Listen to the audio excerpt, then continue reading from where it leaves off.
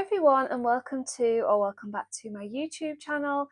Today's video is going to be a little bit of a catch up, just talking you through some of the books that I've read during the autumn season so far.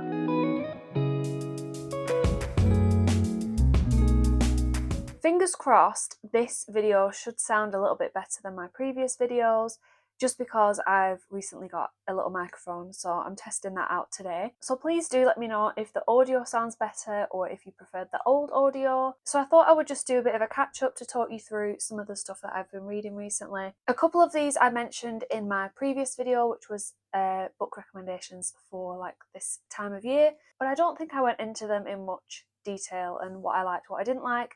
So it's a little bit of a wrap up. Well, it pretty much is a wrap up. It's just not like a monthly one. It's just everything that I've read sort of since like September, October time. But anyway, let's stop waffling and let's start talking about the first book that I read. So the first one I definitely did mention in my previous video, and that is Found, which is an anthology of short found footage horror stories. So firstly, I absolutely adore the cover of this book. And I think in my last video, I kind of talked about it being not the most memorable, but just a really fun book to read. Since then, I did go back and look at the individual stories to just kind of refresh my memory, and there were quite a lot actually that I really enjoyed. Just to give you a bit of a taste of what we've got going on here, there's a couple of like mixed media kind of stories, or that are told through different like social media threads, emails, that kind of thing. There's ones that give commentary about vlogging and putting yourself out to an audience, and there's also one about right-wing political opinions on news channels and how that can affect people. I do still stand by the fact that this isn't the most memorable or my most favourite collection that I've ever read. However, I really enjoyed it whilst I read it. I don't think there was a single story that I didn't like, and most of them were like 3s and 4s. I don't think I got a 5-star. I think the closest one that I had to a 5-star was one called Walls and Floors and Bricks and Stone, which was really creepy, and it was basically about this house and somebody hearing things in this house, and it was just really fun. So yeah, I would recommend this one. I think I've given it like maybe a 3.5, 4-star overall. Next up, I do have this physically. I have it here. I'm probably as surprised as you are that I read this book, and even more surprised to say that I actually really enjoyed it. It's A Court of Thorns and Roses by Sarah J Maas. So my best friend sent this to me in the post for my birthday because she's quite into like romantasy books, and she's always told me that I should read this one. And I've always been like, oh, I don't know, like I read From Blood and Ash and I really didn't like that book, and that was one of her recommendations for me. But this one I actually really liked. This one is a romantasy, essentially. It's about fairies, it's about court, it's about war. People say that this is like fairy porn. I don't think this book was very smutty at all. Whether the series gets more smutty as it goes on, I don't know. But this was pretty tame in comparison to what I was expecting. I think I was in a bit of a reading slump just before picking this up, and this book honestly like got me through that. I was really excited to keep reading it. I was very excited to pick it up. Some of it is a little bit like cringy, a little bit silly. There was quite a few times where I thought like, oh, this is a bit convenient. Sometimes that can really annoy me in a book, but this one, I was just on board and I was just kind of taking everything as it came. I really quite heavily judged this book before reading it because I've heard so many mixed reviews. I've heard like people absolutely love this series, and I've heard people say it's the worst thing they've ever read. And I was expecting the writing to be really trash, and it actually wasn't. So yeah, I'm eating my own words. I gave this a 4-star, and I am going to read the rest of the series, or at least I'm going to read the second one. I remember my friend saying that I couldn't just read the first one and say like, no, I'm not reading it. I had to read the first 2 at the very least. So I am going to read the second one. Every time I go into like a shop now, I am looking for it because I know that they sell this series quite cheap. I'm pretty sure I've seen it for like £5 in Asda. So I'm going to try that next time. But yeah, who would have thought I would be recommending this series? But yeah, if you want something that's just fun, easy, you don't really have to think very much, but it's not like super trashy in my opinion, then yeah, I don't have any problems with this one. I just want to apologise in advance for the lighting changes because the sun I think is setting right now. It's only about 3:30 in the afternoon. I have purchased a little light for my camera. Again, forgive me, it's my first time using it. If it looks awful, I'm sure I'll have noticed it as well as you. Next up, I also mentioned the next 2 in my last video, so I will just kind of whiz through them. The first one is The Five by Hallie Rubenhold. This one is a non-fiction book basically telling the stories of the 5 women who were killed by Jack the Ripper. This is just a fantastic book. Not only does it go through the biographies of the 5 women's lives, but it also talks a lot about the historical and the political sort of context when this was happening. It really made you feel as if you were there. It was very atmospheric. It was really heartbreaking, and it just made me think a lot. It's one of my favorite non-fiction books I've ever read, especially if you're already into true crime. I think this is a really good example of something that is respectful and is also just educational. The only thing that I didn't love about this book is that it tries to disprove the theory that the women killed by Jack the Ripper were prostitutes or sex workers. I'm not sure I love the way that it came across, because whether they were sex workers or not, it doesn't take away from the fact that they were still murdered and they didn't deserve to be murdered. So I thought it was a little bit too heavy-handed. Besides, there were some mentions from some of the women that they had engaged in sex work out of necessity, and it was just a little bit okay, why are we trying to say that they weren't sex workers when maybe they were? And does it matter anyway? It just seemed a little bit of a pointless argument in my opinion. But aside from that, I really love this book and I would highly recommend it. The next one is another one that I mentioned in my last video, and again, I have it here. Let's get it out. So this one is The Moustache by Emmanuel Carrère. This one was written in French and was translated to English by Lanny Goodman. I've recently revised my rating for this, and by recently I mean earlier today when I was writing my written review. I initially gave this one a 4 and I have now bumped it up to a 5 because it's just a book that I don't think I could criticise. In this book we're following a guy who one day decides to shave his moustache for a bit of a joke, and lo and behold, nobody notices that he shaved his moustache off. Nobody makes any comments, and he kind of starts to question his own sanity, but also the sanity of his girlfriend or wife, who cannot comprehend that he ever had a moustache in the first place. So the premise of it is very basic, but it becomes such a fun and crazy book where we don't really know who we can trust. We're in the main character's head the whole time, and we get to hear his thoughts about the situation and him trying to rationalise what's going on. You know, are we believing the wife? Are we believing him? And then it leads him on, I won't say too much because it's only a short book, but a bit of a journey. So I really loved every aspect of this book. I loved the writing, I loved the characters, I loved the idea of it. I loved the ending. The ending was a very sort of shocking but fitting ending. I loved the ambiguity in here and just the unreliableness of it all. I really love a book like that. And also, this book is less than 200 pages, which is just perfect for me. When I was thinking about it today, I was thinking I don't have anything negative to say about it at all. I really enjoyed my time reading it. I was always excited to pick it up, and I could see myself rereading it in the future. So yes, if you're looking for something a little bit weird, a little bit unhinged, leaning on literary horror, then definitely give this one a go. Now we're moving on to some of the books that I haven't mentioned on this channel at all, I don't think. The next one that I read was Horror Movie by Paul Tremblay. So the reason that I picked this one up is because I'd heard that the audiobook was really, really good, that it was full cast, that it had sound effects, and I was really looking forward to this audiobook experience. And I don't know if it's because the creator that said that was American and she's got a different version of the audiobook, but the one that I got from my library was not full cast. I think there may have been 2 actors and there was no sound effects whatsoever. So I was a little bit let down from the get-go with that one. Basically, this book is about a guy who, in the 90s, made this film, but it was never published, I guess. It was never distributed. But since then, even though nobody's seen the film in its entirety, a few people have heard about some of the scenes, some of the crazy things that happened, and it's developed a little bit of a cult following. And in present day, they're on about doing a remake, not a remake because it never came out, but they're on about rebooting the film, and they've asked the main character to make an appearance in it again. So we're basically following the past timeline where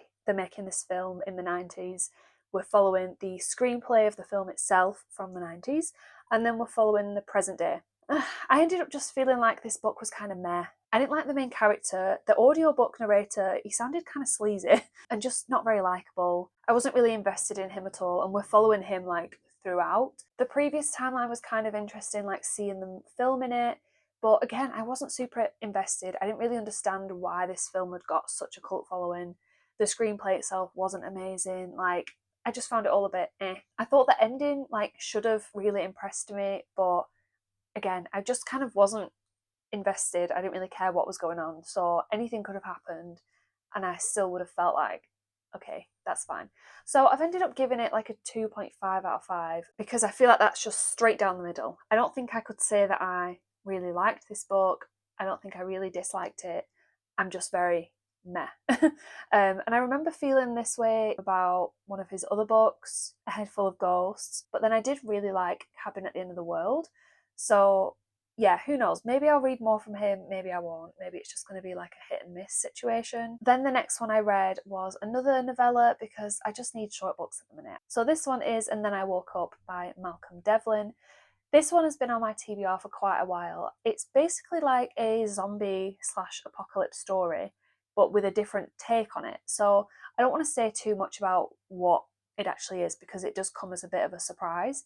But just know that we're following somebody who's in like a recovery program or like a treatment centre, and there's been some sort of zombie apocalypse situation. I feel like it had an interesting idea and it had interesting things to say, but again, I just didn't find it resonated with me. I was just kind of reading it, taking it in, and just not really feeling anything. Don't know if it was just a me thing at the time, but I wasn't like invested in the characters. I wasn't invested in the story or the journey. I was very interested in learning more about the actual apocalypse itself and about what happened sort of in the past, but I wasn't very invested in the present or like what was going to happen. There were some interesting quotes. I think I highlighted one quote that I wrote in my book, which basically said, "The world has always been bigger than us as a species, and it's only our limited viewpoint that makes us think we'll ever be in a position to destroy it so decisively.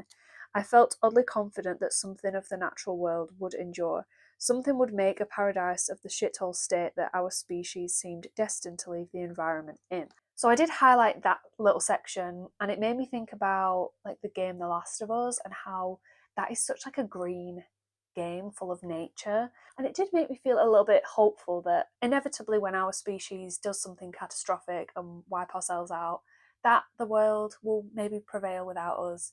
And it's kind of funny that we think that the world will end with us. It may not. So yeah, that was the only thing I found kind of interesting about it. But the rest of it, meh, I don't know. Then we've got another 3.5, unfortunately. This one is The Between by Tananarive Due. So this one, again, another one that I've had on my TBR for a long time. Maybe I need to move away from the backlist stuff and read some more like new releases, because I feel like just reading all these books that I've had on my TBR for quite a long time, I'm ending up feeling kind of underwhelmed with them. But anyway, in this book, we're following a black family, and the mum of the family has just become I want to say, district judge. She's been like voted in.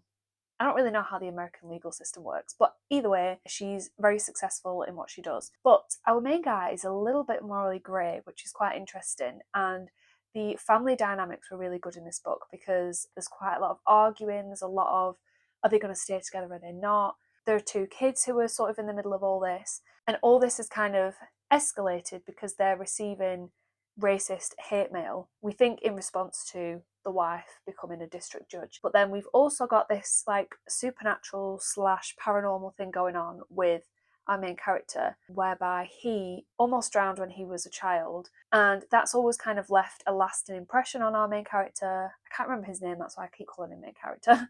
Where he felt like maybe he should have died then, and whether there's something going on which is kind of angry at him for not dying at that time. I initially started with the audiobook, but it did get a little bit confusing. In the actual like written physical book, there's quite a lot in italics, which are his dreams, and it flicks kind of back and forth quite rapidly between real life and then dreams, and it's quite hard to follow on audiobook in my opinion. So I ended up switching to the Kindle version. I thought for a debut it was really interesting because, like I said, the main character is quite morally grey, so I thought that was an interesting choice because I can see quite a lot of people not really vibing with the main character. I just really liked the characterisation in this book. The supernatural side of it wasn't my favourite, but that's just because that's not really my personal preference. I didn't realise going into this book that that is what the horror element would be. But again, this was another book that I've not really thought much of since, and it hasn't really had a lasting impression on me. Like I said before, I don't know if it was a me thing, I don't know if I've just read quite a lot of books in a short space of time that are all just a bit more average for me, but yeah, it wasn't like something that I'm going to be thinking of a ton, but I will definitely read. I've got The Reformatory on my TBR and also one of her short story collections. So yeah, I will read more from this author. Next up, again, I wanted something short and snappy. So I started reading Bad Dolls by Rachel Harrison, which is a short story collection. There's 4 short stories in this book, and I really, really enjoyed this one. I gave it 4 stars overall. So this book reminded me a lot of The Writing Retreat, purely because it seems very like female centered. It's very weird girl fiction, and I really liked the writing in this book. The first story is about a girl who finds a magic 8-ball, and she kind of gets obsessed with it and starts using it to help her with like all the decisions in her life. Another story is about a bachelorette party where it ends in some sort of blood sacrifice. That's not a spoiler, I think it says it in the first line of the story. But that one is about like toxic female friendships, and it talks a lot about having those friends that you've always known, you've known growing up, but you're always kind of talking about the past and you're not really having new experiences together. And I thought that was really interesting. There's another one about a girl who loses her sister, so there was a lot about grief. And then the other one was about diet culture. So it's about this social media app situation which is meant to help you diet. And this app basically creates a little goblin that essentially berates you when you break your diet. I just really love the way that she used horror to talk about all these other different topics, like the diet culture, the female friendships, the grappling with breaking up with a boyfriend, like all these things which I just found super interesting. And I think it's just a very good book for female horror fans especially. I know that Rachel Harrison has a ton of other books that I will definitely have a look at now. And then lastly, I've most recently read The Road by Cormac McCarthy. Mac's favourite author is Cormac McCarthy. I've never read any of his books before, and he's always telling me that I should read The Road. And I finally read it because I agreed that I would start The Road if he started reading Pretty Girls by Karen Slaughter, which is not really a book that he would love, I don't think, but I'm still forcing him to read it because it's my favourite book. And if you're watching this, then you still need to read that book because I finished mine and you need to finish yours. So yeah, I've ended up giving this book a 4 out of 5 star. It's maybe like a 4.5. So in this book, we're following a father and son who are just trekking across a burnt out America. There's been some sort of end of the world scenario. We're not really sure what has happened, and they are just heading south down this road in search of what? We don't really know. But it's just their survival story. It's told in little like snippets almost, where it's just the odd paragraph. There's not chapter breaks or anything. Some of it is super like straightforward. The dialogue is very matter of fact, but then other parts of it are super like descriptive, but in a concise way. It was a very atmospheric visual book, and I could picture myself like walking along this road. I sobbed at the ending. It had a sense of hope to it, but it was also the only book I think that I've ever read where I fully thought if I was in this world right now, I would end it. I would end it all. I would rather end it all than try and do what this father and son had to do. It was just terrifying, the situation that they were in. So yeah, I had a very good time with it. I'm glad I finally read it. I'm not sure that I'll read any more Cormac McCarthy purely because he's like a Western writer. I don't think I'm going to like the Western stuff. But for this one, I love post-apocalyptic stuff. I was happy to read it, and yeah, I really enjoyed it. So that is everything that I've been reading recently. At the minute, I'm trying to read a lot of non-fiction for Non-Fiction November, but I'll talk to you about that at the end of November once I've actually read all the things that I want to read. But for now, thank you very much for watching this video, and thank you for sticking around to the end if you're still here. Let me know what you've been reading recently and what you've been loving. Let me know if the lighting and audio situation is any better. I'm just trying to up my game, so yeah, all the advice you can give me, please give it me. I'm very excited for the end of year booktube content space, and hopefully I'll be posting quite a lot leading up to the end of the year and beyond. So subscribe if you want to stick around for that. Give this video a like and a comment if you liked it so that I know, and I'll hopefully see you in my next video. Bye!